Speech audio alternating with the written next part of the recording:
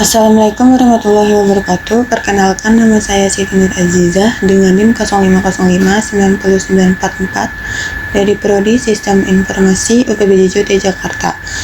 Dalam video kali ini saya akan mengerjakan tugas 1 dari mata kuliah Administrasi Jaringan. Untuk deskripsi tugasnya, Anda adalah seorang administrator jaringan yang bertanggung jawab merancang dan mengimplementasikan jaringan komputer untuk sebuah perusahaan kecil yang sedang berkembang. Perusahaan ini memiliki kantor pusat dengan 3 departemen serta 1 kantor cabang di kota lain. Untuk kantor pusat, departemen penjualan 50 perangkat, pemasaran 30 perangkat, IT 10, server 5. Tersedia koneksi WAN menuju kantor cabang.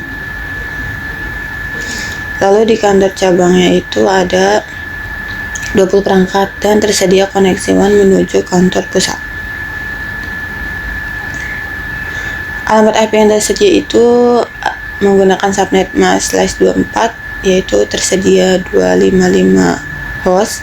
Lalu untuk nomor satunya, 255 host ini sudah termasuk broadcast dan network address.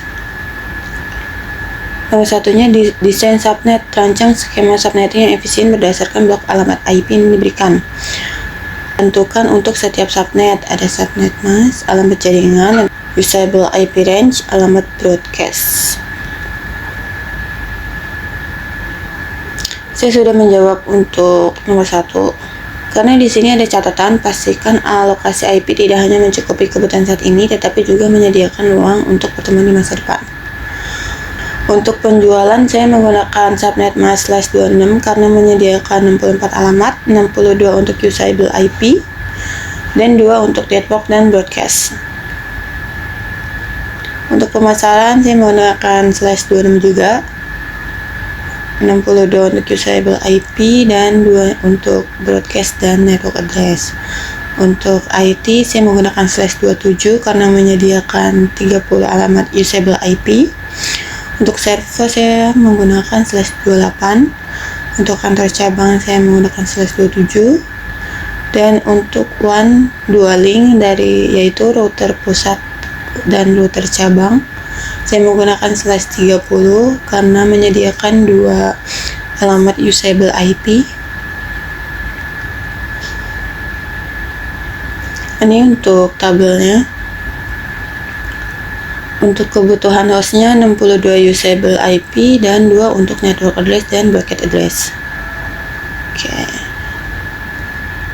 Ini usable range-nya dari 10.1 sampai 10.2. Kemudian untuk pemasaran 10.64 sampai 10.126. Kemudian untuk IT, saya menggunakan /27 karena menyediakan 30 usable IP dan 2 untuk network dan broadcast. Untuk server, saya menggunakan /28. Untuk kantor cabang, saya menggunakan /27 karena menyediakan 32 alamat sudah termasuk network address dan broadcast address. Kemudian ada one link untuk menghubungkan router pusat ke router cabang. Untuk nomor 2, buat tabel routing statis sederhana untuk router di kantor pusat dan kantor cabang. Tabel harus menunjukkan bagaimana router akan meneruskan lalu lintas antar subnet. Untuk router di kantor pusat, destination networknya itu alamat tujuan. Misalnya mau ke departemen penjualan, maka subnet masknya .192. Next hopnya itu lalu lintasnya berarti nanti ke LAN sales, itu akses subnet penjualan. Kemudian jika destinasinya ke pemasaran atau marketing, maka next hopnya itu ke LAN marketing. Jika destinationnya itu ke IT menggunakan network address 128/27, maka jalur lalu lintasnya melalui LAN IT.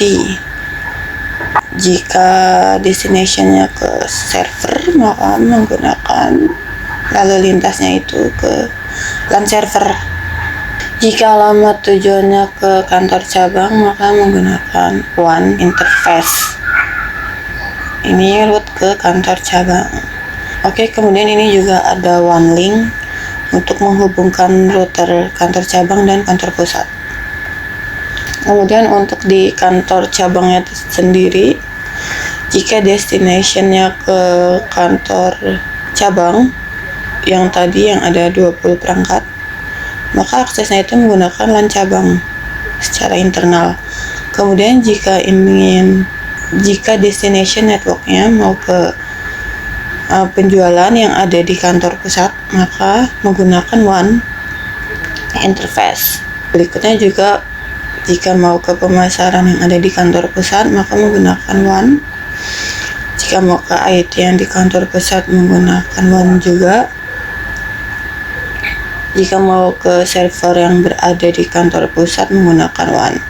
Kemudian dia juga tersedia WAN link yang menghubungkan router cabang ke router pusat.